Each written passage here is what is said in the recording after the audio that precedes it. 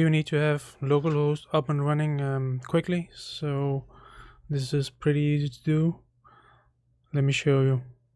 First, you need to install Node on your computer. After that, you need to install something called HTTP server.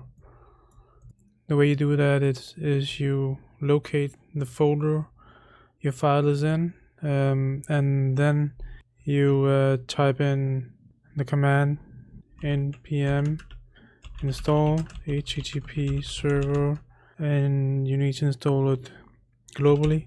So that's -G. I've already done that, so I don't need to do this. So after you've done that, simply type HTTP server, and it'll be located at localhost port 8080, and then you can just use this localhost to serve whatever file you need to. Thanks, that's it. I'll see you in the next one.